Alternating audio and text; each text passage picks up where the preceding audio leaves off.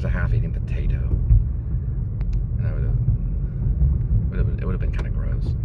Well, I stopped and I took a moment and I looked down at the potato, and then I walked over, and next thing you know, the camera wasn't on.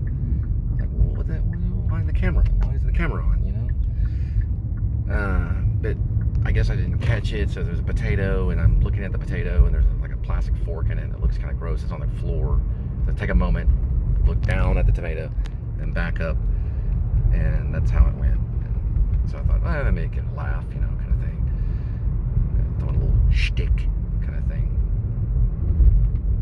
I mean, I thought it would, but the camera wasn't on, so I just kept going anyway. I didn't exactly know why. I just kind of kept doing it anyway. Maybe not. I don't know. So around watching Sean Penn talk about Marlon Brando. Well, you got the different generations, interlibium, whatever the heck that was, which means before the war, lost generations before them. Then eventually it goes into the baby boomers. Then it stopped at the baby bust, which is Generation X, then into the Xnals, then the millennials. Then we have Generation Y, but also next to that is Next Gen. Then we go right into, well, after iGen is Generation Z.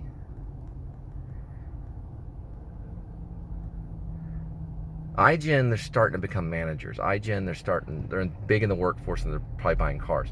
It was the millennials before that were in Generation Y that were buying the cars, and now it's going to be the iGen pretty soon, and then eventually it'll be what, Gen Alpha, whatever. Those are they're drinking milk, basically. They're basically just, you know, learning how to play Nintendo, if possibly. But the iGen generation, I think they're probably stubbed, and you gotta have the iPhone, you know. iGen, that's what I'm thinking. Gen something, iGen. Gen Next, maybe, or iGen. Or is Gen Next before iGen? iGen is coupled with something else. iGen is the vibrant generation that are now, you know, working, and they're young, they're in their 20s, they're just getting out of college. iGen is the one. The one before, or the one after that, is probably gonna, some of the iGen I think are young, so some of them are middle school, high school.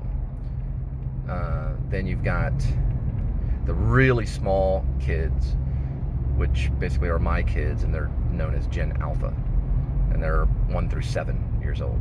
But the iGen right before them is actually the ones probably with the iPhone, and I think they're the ones that are young in the generation.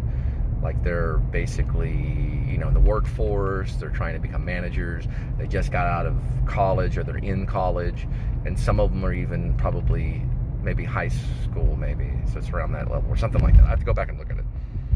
But you got to know these generations, because, well, if you're writing or doing a film, or I mean, freaking even acting, you want to know that the lost generation probably can't hear you because they're underground. But maybe some of the baby boomers, you could appeal to them by saying something about Neil Young or something, I don't know. And then you've got the Generation X, which you just say something about Jim Jarmusch, or, you know, you might want to say Stranger Than Paradise rather than saying his name, because Gen X, that's Gen X is, you know, that's the block one. Don't say the name. Don't be commercial.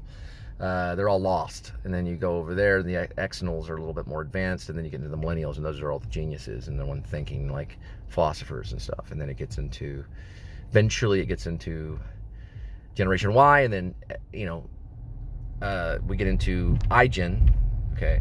So iGen, and then there's something like Gen Z or iGen or something. But then iGen, they're completely 100% young, vibrant, they're jogging, and they're buying cars, or they're trying to. Then we go into the little kids, which is Alpha. So Alpha's the ones that we need to put the most care to, or ones that they're all going to be geniuses, without a doubt.